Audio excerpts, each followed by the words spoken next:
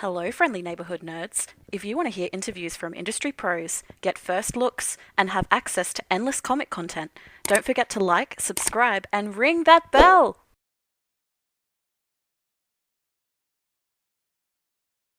All right, so now it's time for DC. One of our earliest episodes is a review of the first trade paperback of your Aquaman Rebirth.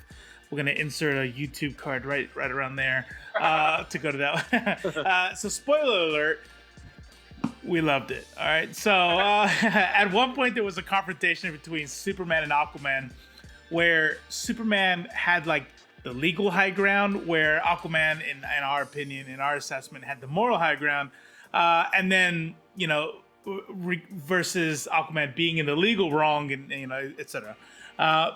In light of recent events in the environment we have today, does that conflict take on a greater meaning and relevance to you, or should the reader? Yes, I would imagine it does. Weirdly, for all I was saying that I don't sort of deliberately put politics front and center in the story, with Aquaman I kind of had to a little bit, because he's literally a political figure. It will be like writing the Black Panther. You can't write a story about someone who is the monarch of a kingdom without having politics in there somewhere. And so it was quite interesting to focus on that.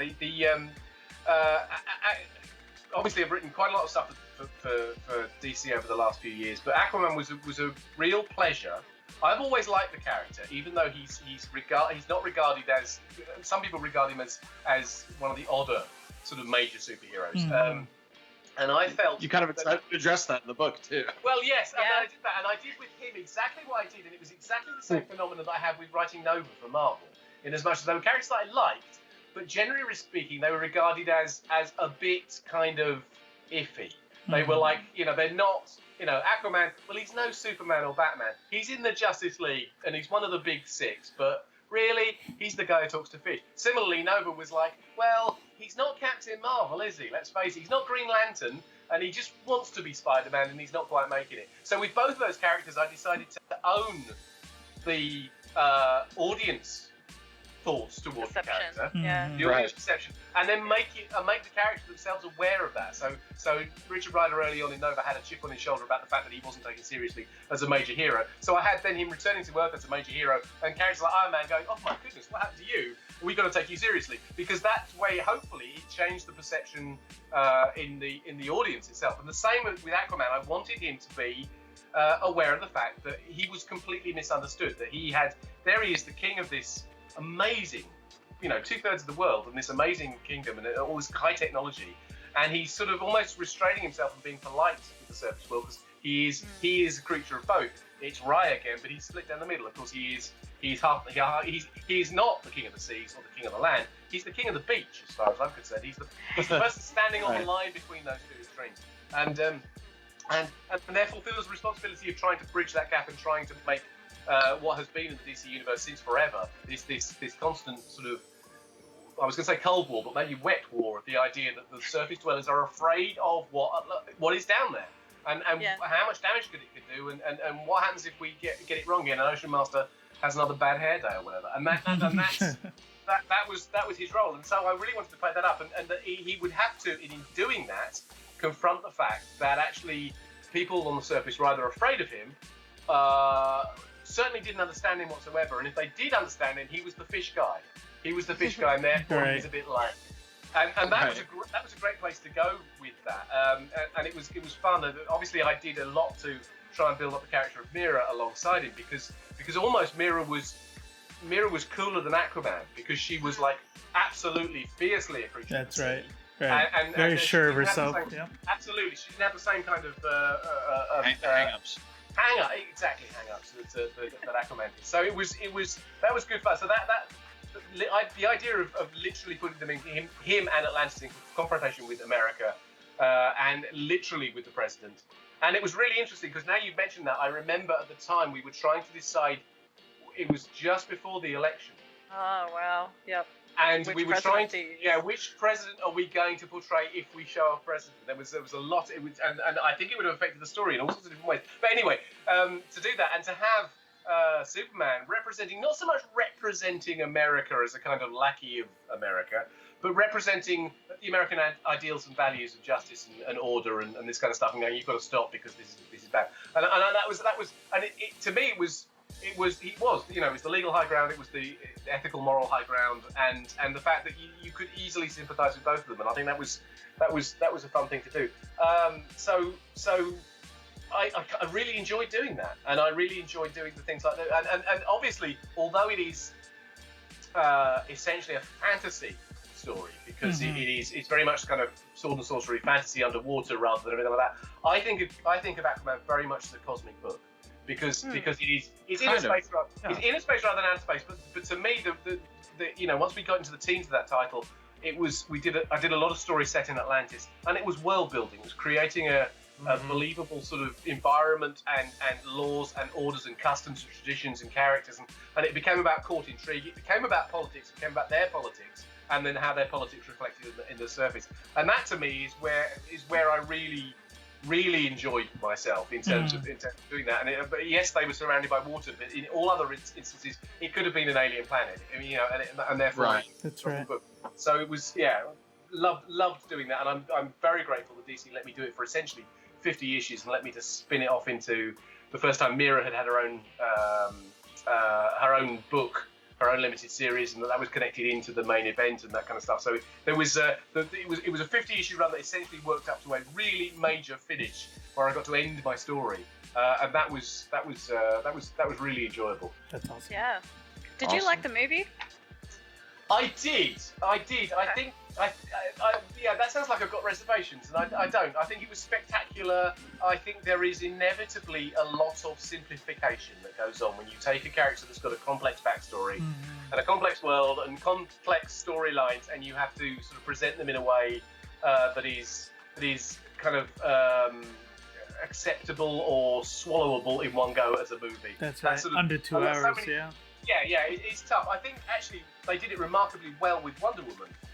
Even though I have issues with the latter part of that film, I think they did it remarkably well with Wonder Woman. And I think it's the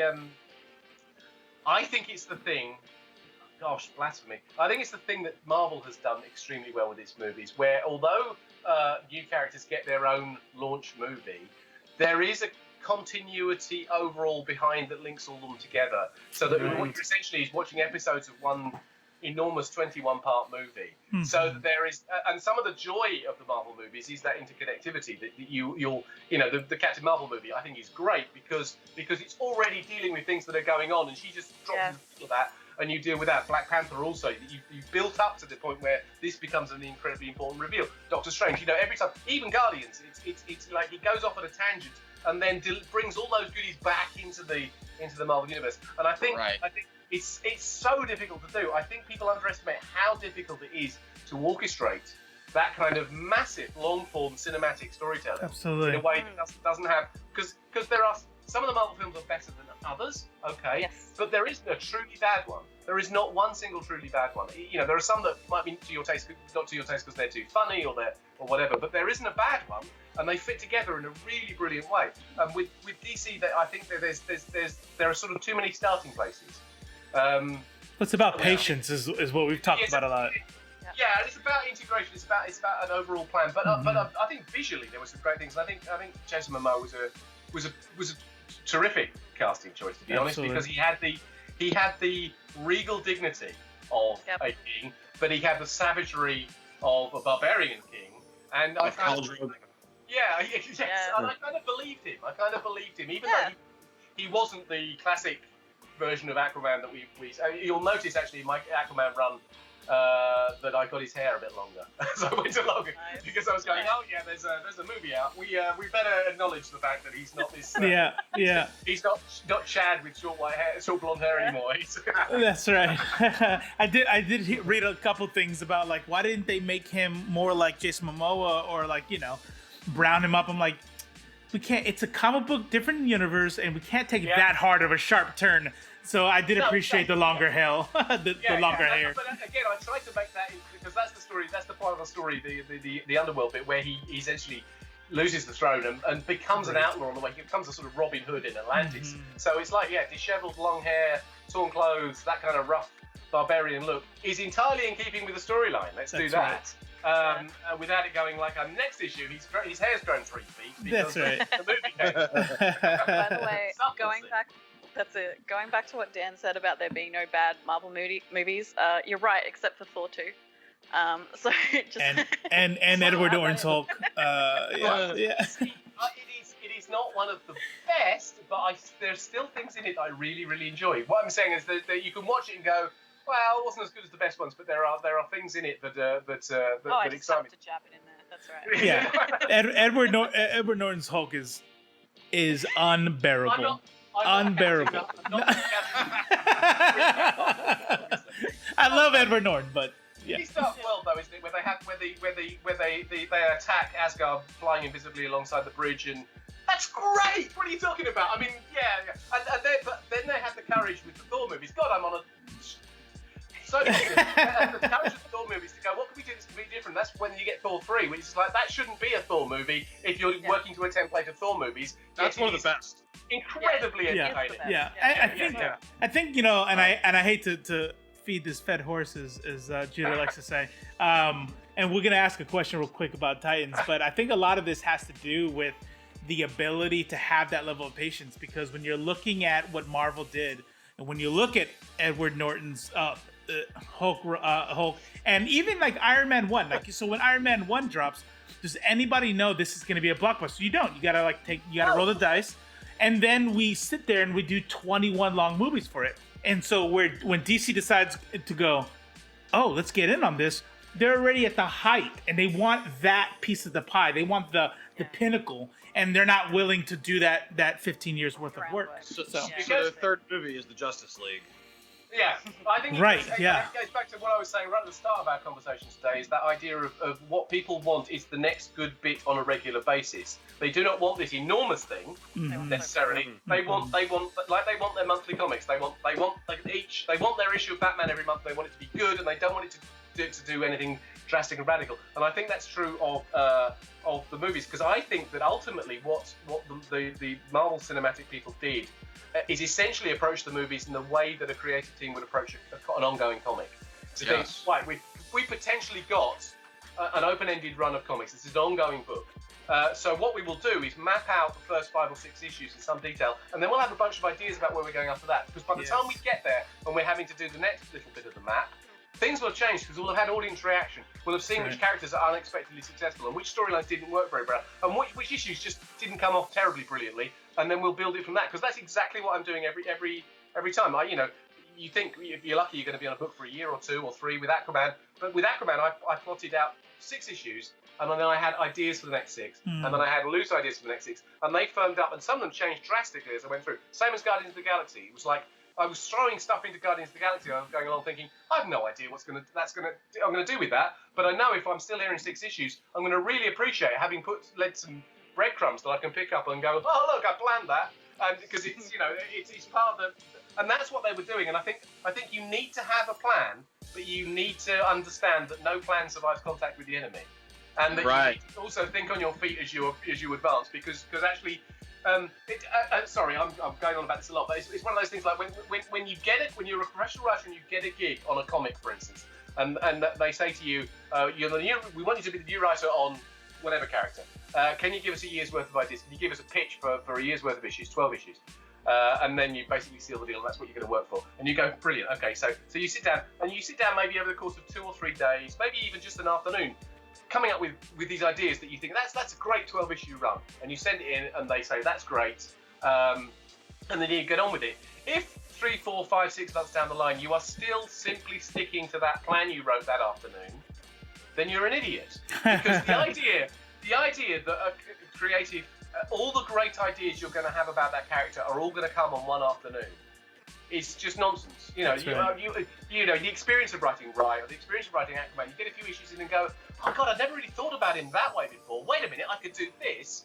You organically bring that in, and you accommodate that, and you find a way to go with that. I mean, I didn't when I started writing Aquaman. I was interested in the idea of writing stories set in Atlantis, but I didn't think I would do, because the received wisdom was Aquaman stories set in Atlantis do not sell.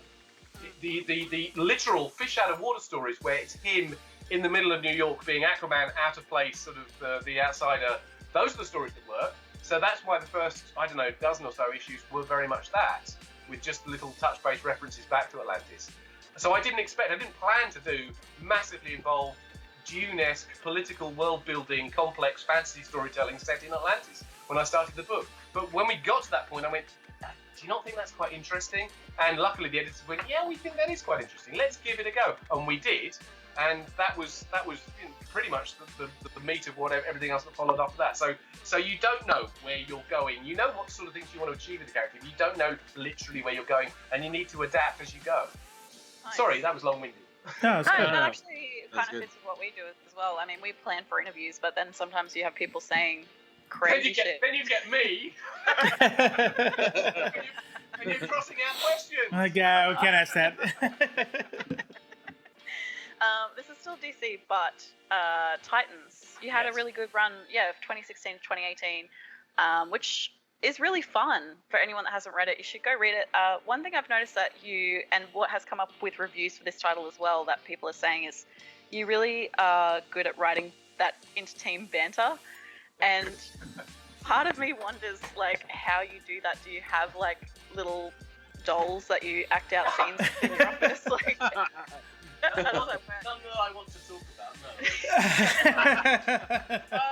I think I actually sort of, it's very difficult because I think I instinctively like writing team books, be they small books or even, I mean, one of the strips I've been writing for 25 years for 2000 AD, I created the strip Sinister Dexter, which is about a duo. It's about two hitmen who work together, and so it's all back and forth conversations. So obviously when you're writing something, the more characters you can have, the more fun it is, because you can get that crosstalk, and you can really bring, in a matter of a few panels, different characters to the fore in terms of what they're like, what their personalities are like, that, which is fantastic. So that's almost more preferable to me to writing a solo book where you've just got one character. Is he going to have an internal monologue? Is he going to have a world mind to talk to? For goodness sake, he needs to have a conversation. How are you going to build this kind of thing?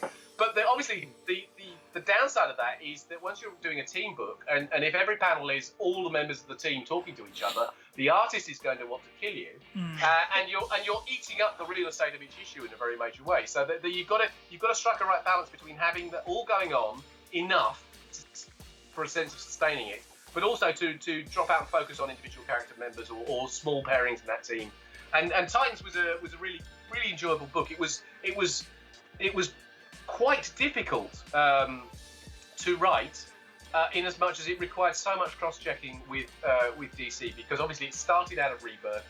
It had Wally West in it, which was a major Rebirth element, and there was like months and months of going around. Can we do this? Can we say that? Can we do this? What are you going to do with that? How, And then as we went on, obviously there was an obligation to be involved in every crossover, because we had Nightwing in the book. So everything that Batman was doing was tugging Nightwing off in a different direction. There were all these different calls, and in fact there was one notorious moment which I recovered from and didn't kill anybody myself. But I was actually at a writers' conference in Burbank with all the other writers. We were all standing up and talking about what we were doing on our books, and it was almost my turn to talk about Titans. And Tom King stood up and went, okay, so in the next issue, this is a big secret, but in the next issue of Batman, Nightwing gets shot. And he's going to be... No. And there was me, and there was Ben Percy, who was writing, guess what, Nightwing, who both went, what? And our editors went, we didn't know. And we're going, oh my God, what? You've shot Nightwing. And so I did actually scream at Dan Didio and everybody for a little while in a very polite British humorous way. But the point is, that's going back to what we were talking about adaptation. Tom was horrified, by the way, because he didn't know that people didn't know, and therefore that storylines were about to go over a cliff. So I had planned at that point, at that literal moment, I had planned a storyline where the Titans are beginning to fall apart at the seams because they're not being trusted, and they're being considered, the Justice League are kind of being heavy-handed parents and saying you keep doing crazy things and you shouldn't do. And so it was meant to be a story up where Nightwing, the mature and responsible member of the centre of the team, is the one who brings them back together again as a cohesive team, and that's really, really brilliant. And suddenly Tom King's going, no, he's essentially dead. He's essentially dead. If he survives, he's going to be brain damaged. And I remember Ben Percy and I almost literally weeping on each other's shoulders, going, you can't. I'm sorry. He's got a whole book depends on this character. This man's got children to feed, and he's the same character. It was terrible. So, but but it was a matter of thinking on your feet, and almost as it was happening, it was like one of those, you know, those car crash moments where everything seems to slow down. I was going, like, as it goes, glass flying past me, I was going, wait, I could. And what it was, I literally used the disadvantage to my advantage, and I took the storyline that I had and I turned it on its head, and I said, okay, rather than it being a story about how Nightwing brings the team together, it's a story about how they suddenly lose Nightwing. And they have to bring themselves together. So it's the thought of him.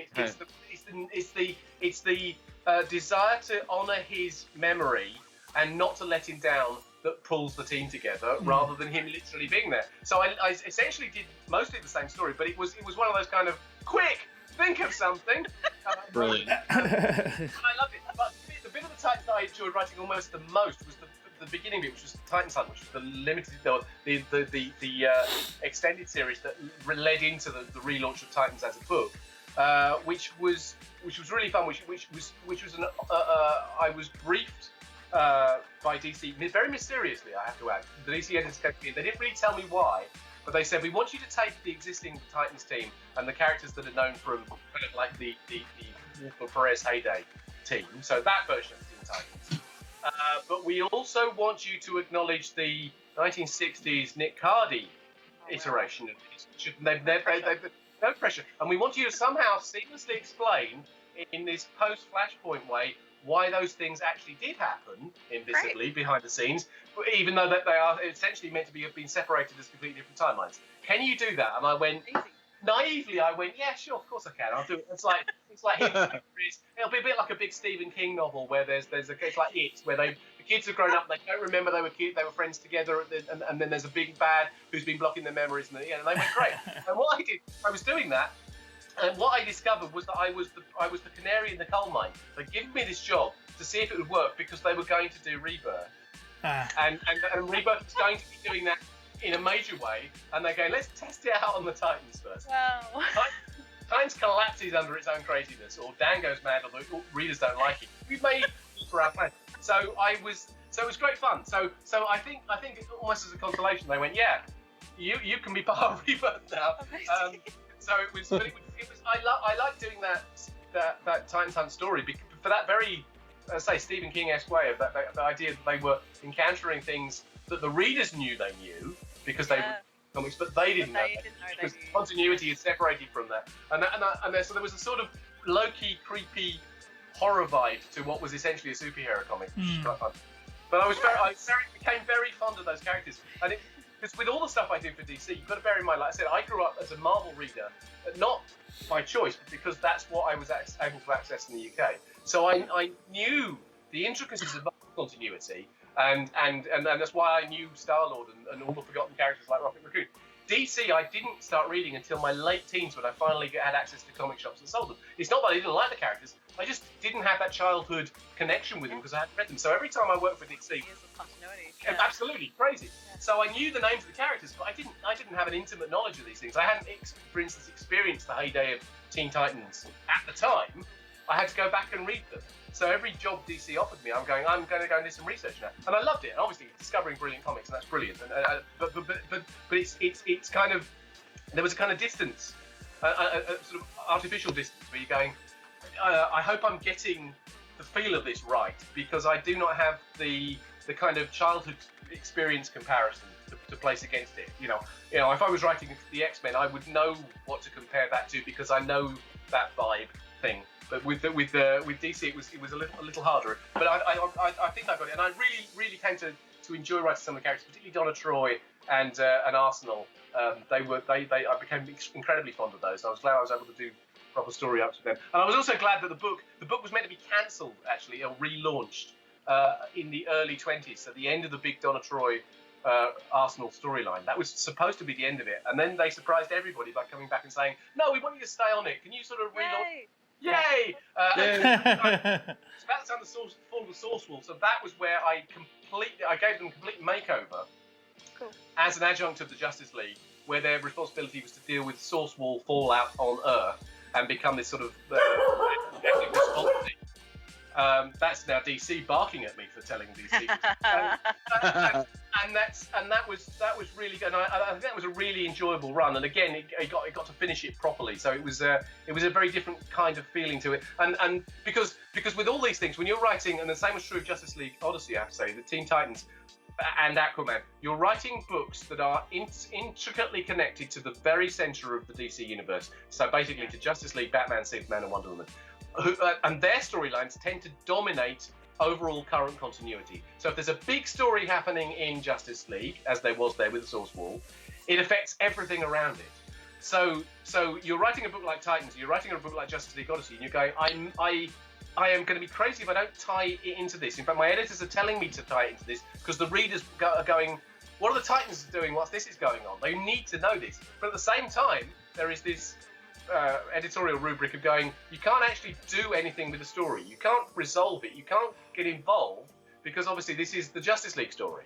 So you've got to acknowledge it. But so I'm going to go, what? I'm going to do 6 issues of them just standing around going, oh, look at the Justice League story. That's so it was trying to devise a way that felt meaningful, that allowed them to get involved without actually standing on toes and spoiling what he was trying to do. So that was fun, and I think it was a fun thing to do. I quite enjoyed it, and I quite enjoyed bringing in some unusual characters. I didn't realise at the time, by the way, when they said, "Can you come up with a roster for the revamped Titans?" I think around about issue 23, 24, whatever it was. I just looked at a list of possible characters and chose the ones I liked the best. And afterwards, the editor went, "That's so radical, it's so daring to make it 4 women and 2 men." And I went, "Oh, did I? Oh, I had no idea. I just said it." Yeah. Yes. How can you say something? And I had no. What I'd done was pick characters I'd liked that I thought would go well together, and that was the mix. I mean, it wasn't in any kind of positive discrimination. It's like, these are great characters. This should be the team. Oh, look, that's the team we got, and that was the team we ran with, which was I think that's the way it kind of should be. I think that's the. What, you want to make a good story and you pick it based on good story elements? That's amazing. Yeah. You must have these characters in here because, and I think that's what the objections to some things that are happening in comics are based on. Is when it looks like it's been, as it were, artificially engineered. When it's completely organic, then nobody bats an eyelid. No one questioned it. No, I didn't get floods of mail, either fan or hate, going, "Why is this a female strong team?" It's like, no, it's just the Titans. Because of course it's just the Titans. That's the way it works. That's right. Wow, it's funny because when you were saying that whole panel and we're finding out major story elements that we've already basically written, I'm like, only in comic books would that ever happen. That's right. There's no way that it ever happened in a Marvel Cinematic Universe. I'm sure it does. I'm sure there are all sorts of things that happen in Marvel where they go, "Oh my god, we can't do that." But that is the nature of periodical publishing in comics. Yeah. And unfortunately, again, an interesting thing I discovered with Valiant when I was working on Rai, we started months in advance. So by the time Rai was finally launched, we had, I think, about 5 issues in the drawer, which is unheard of in this day and age. So that's why we could maintain the quality and we could keep the same artist all the way through. With DC and Marvel over the years, it's always been a kind of like, quick, the deadline's on fire. We could get these, Right. The case. Going back to year 0, I'm sure it's always been the case in comics, but there's always a sense of that. That's why you end up getting sudden changes in creative team, or where your regular artist drops out for a month so he can recover and have a nervous breakdown, which you get somebody else in, and why there's these sudden filler issues happen and all this kind of stuff.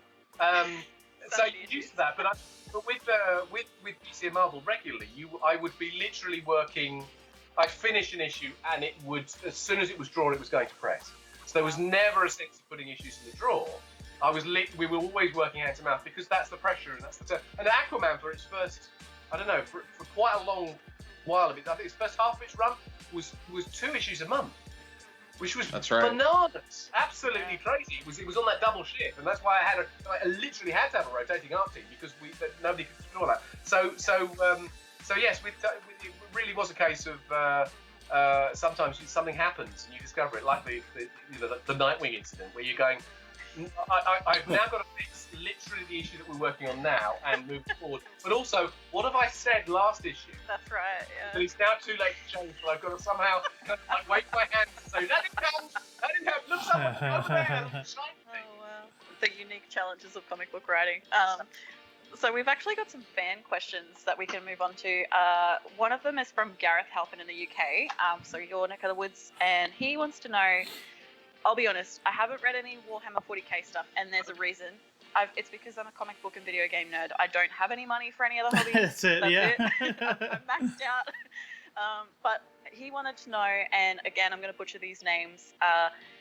Robo says this might be, is it Robu Gilliman? Gilliman, yes, we're talking about, yes. Yep. There are a variety of names. Yeah, I was like, is it Robotech? Is it yeah, anyway, so that guy, and the constant hints of the lion's survival within the depths of Angelicaster, and we're wondering, could we be seeing the return of more of the loyalist Primarchs in the future? Well, I will give a very simple answer to that because, oh my god, the lore involved in this. I've been writing for them for. I appreciate what you're saying, by the way, about you've only got so much hobby bandwidth and money, and that's true. Right. But if you ever get the chance, Warhammer is a massive global audience, and people tend to think it is skull-crushingly violent and unsophisticated, and it's all about Space Marines clobbering orcs and vice versa. And it is. Let's face it. I was going to say, I'm sold. There's so much more sophisticated. The Warhammer universe, the reason I've been writing for it for so long and have been able to contribute, I've written 50 novels for Warhammer. Wow.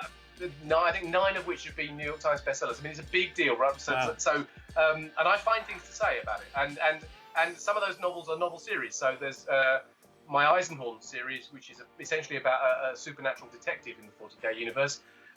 Is heading for Netflix under the auspices of Frank Spotnitz, who did Man in the High Castle, because that's going to be a big deal. I write a series, Gaunt's Ghost, which is basically, it's sharp in space. It's an infantry unit in the wars, and it's the low level stuff. It's the grunts at the far end having a tough time, and it happens to be a space war, but it's very militaristic. So that has a huge following around the world in the armed forces of many countries, which is an amazing, weird thing to me. But they're going, yeah, we love it because it feels authentic. And then there's the big stuff, the Space Marine stuff, particularly the Horus Heresy, which is kind of their Clone Wars, it's their background mythology, which I've been working on, which is bringing it in now. So there's major stuff. So some of them are massively operatic, and some of them are very, very small scale. All sorts of different things to pick and choose. And I have to say, I've a lot of major female characters in there in what was traditionally a very masculine universe. But the lore is so rich.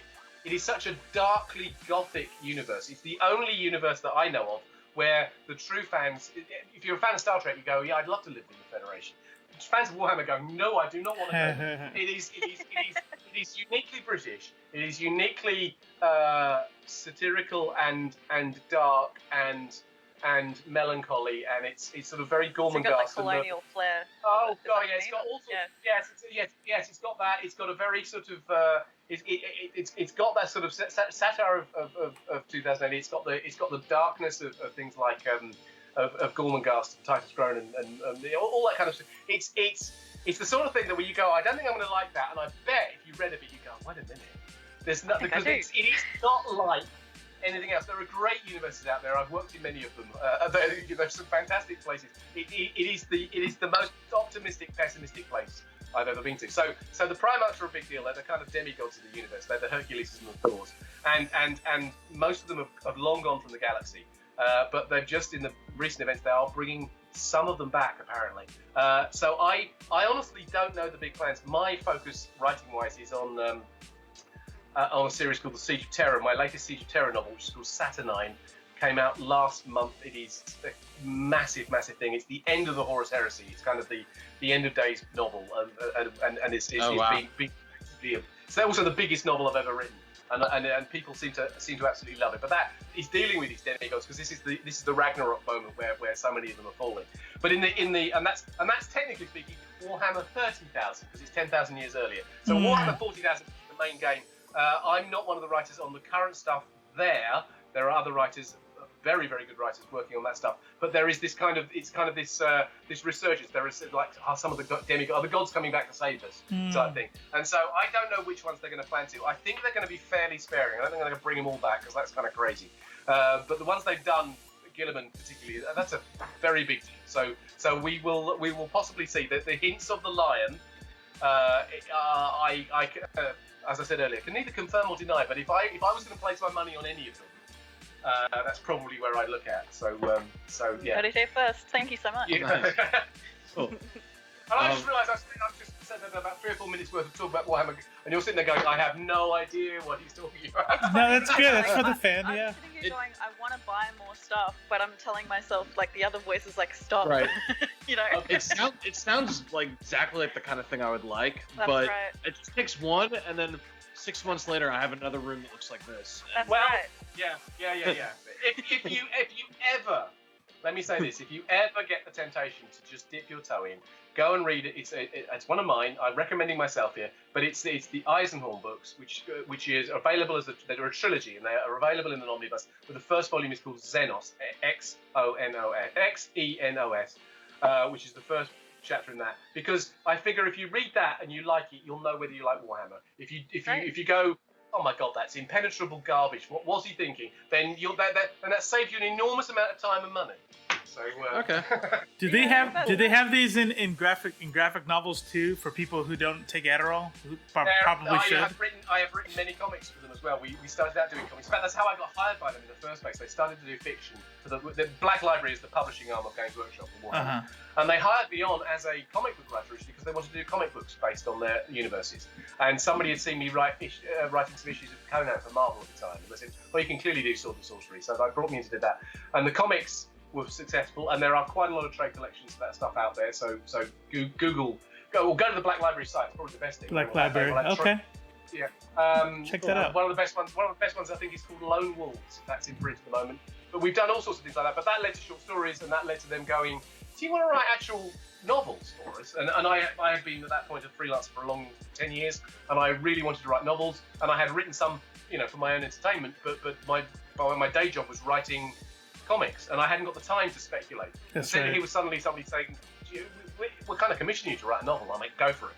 And the rest is history, misery, one of them. It is a very important part of what we do, and I'm very proud of it. So yeah, there. Cool. Appreciate that. So this is another one from one of our subscribers, Nathan. He was wondering what advice you have for authors who are experimenting with alternate history. Wow.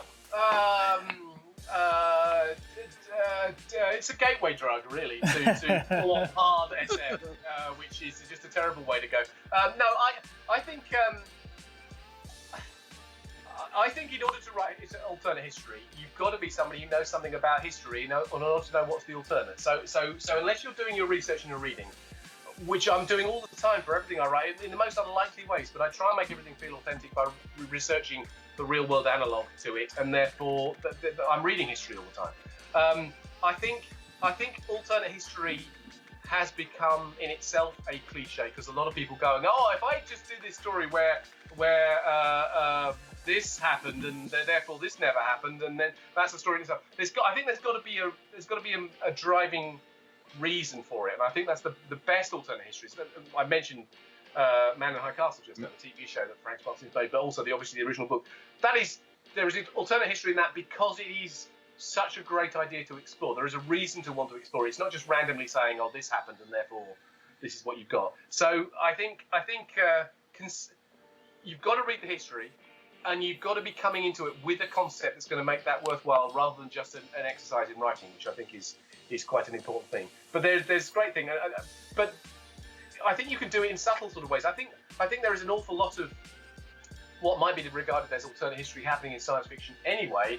It's just because it's extrapolating into future worlds. You're going, if you thought about it long enough, you go, actually, this is a bit like the story of the Roman Empire, or this is actually a bit like the story of blah blah blah blah blah. It's just Right. So it's not technically alternate history because it's being explored in a different way, but actually those things exist all the way through those. I think if you're writing anything that's speculative and you're not looking at the world and trying to bring some of that back with you and put it in there, even if you turn it on its head, then you're kind of missing the trick, really. You're kind of missing what you're supposed to be doing. So. Cool. Okay. How did you link up with Andy Lanning? Because you've collaborated with him a lot, and you guys work really well together. We did for a long time. We don't anymore, I have to say. It's there's sort of no hard feelings. But we met early on right at the start of our careers at Marvel. When I started at Marvel UK, I landed a job at Marvel UK editorial, which led to me writing for them. And Andy was one of the freelance artists. who I worked with, and we got on incredibly well, and everybody did. There was a whole group of us. You'd be amazed at the people who were sort of coming through the ranks at that moment. So a typical night out down the pub in 1987 with the Marvel UK crowd that was full of people who are now very, very famous.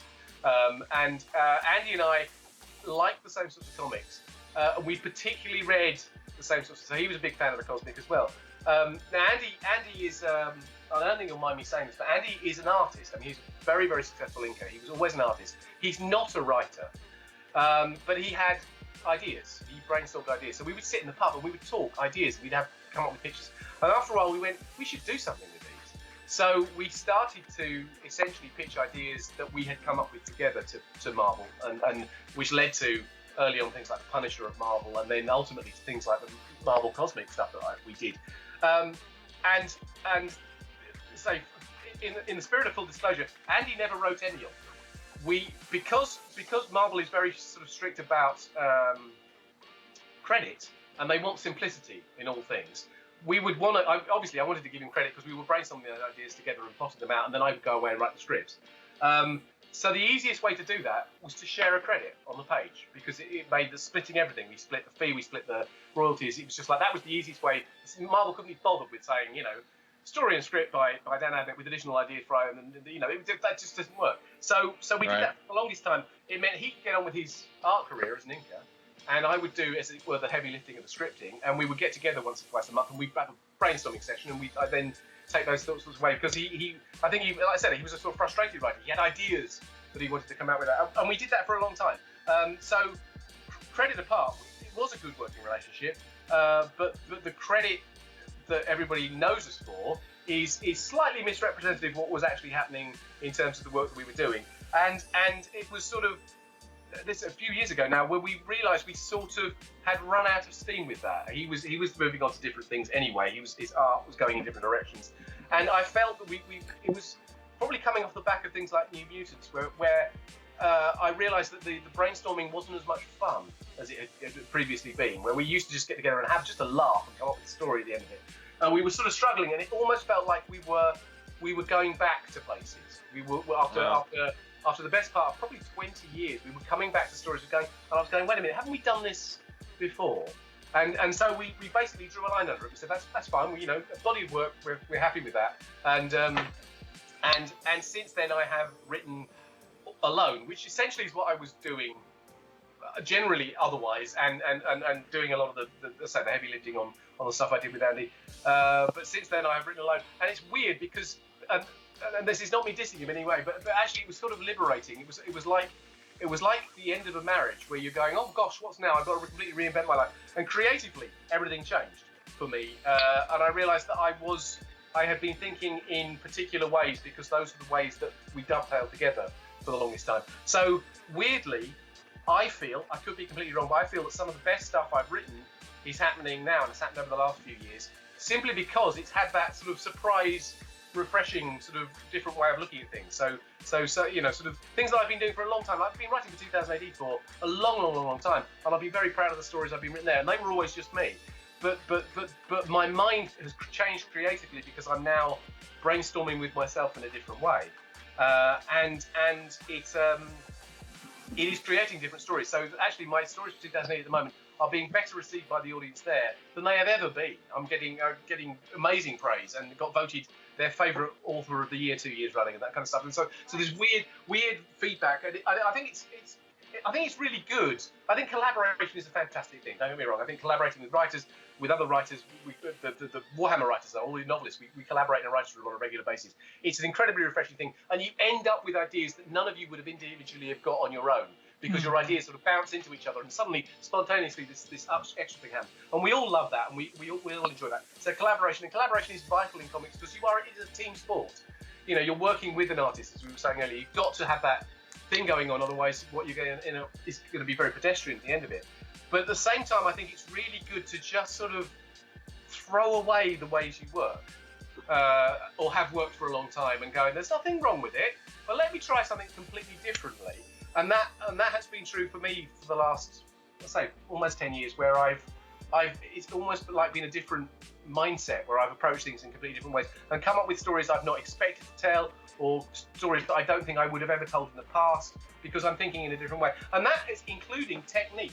The actual way I write things has changed. So my scripts these days, and I won't bore you with the detail of this, but I actually write my scripts backwards to the way I wrote them at the beginning of my career. And I don't mean I started the end of work backwards, but I used to build them, layer them up in terms of plot right from the word go, and then eventually having sort of like making a pot on a wheel.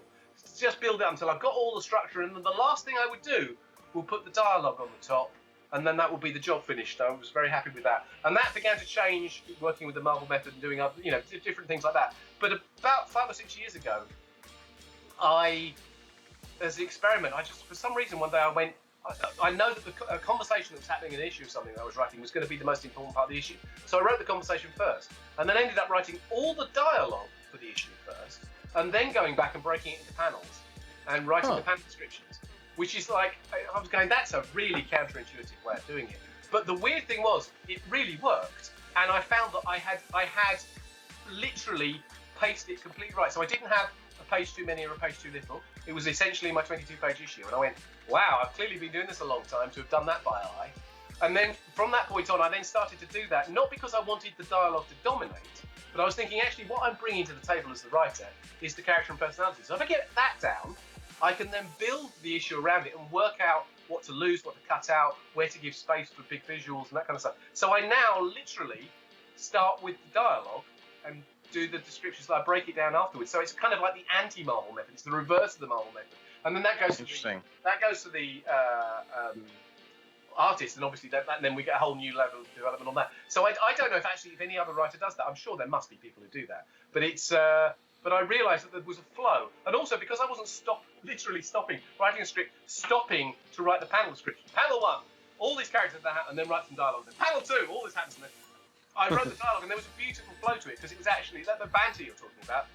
It was back and forth. I could then work out later on, in hindsight, how I wanted to break that down, which bits would be in which panel, and that kind of stuff. And it sort of worked from there. So this extraordinary evolution. In 1987, I would never have imagined I would be writing scripts the way I write scripts now, because it is completely backwards to the way I wrote them then. And there's nothing wrong with either. Yeah, well, recently we've got a lot of different series on the boil, and one of the ones that we've been working on, because there aren't many writers like you that have been working in the comics industry for 30 plus years. That's a pretty huge achievement. And one of the ones we've been looking at is obviously Alan Moore, and he's written for, he started off in 2000 AD as well with Grant Morrison. And similar thing, like if you go back and read his early stuff from the late 1970s, it's pretty bad. But then he also wrote Watchmen, he's one of the most accomplished. So I definitely think based on how you change your technique and who you collaborate with, it certainly changes what you produce. So it's interesting. And working with different forms. I mean, Alan, like everybody, started somewhere. Actually, I first became aware of his stuff when he was writing the early Captain Britain. Before he reached even Swamp Thing, and let alone Watchmen.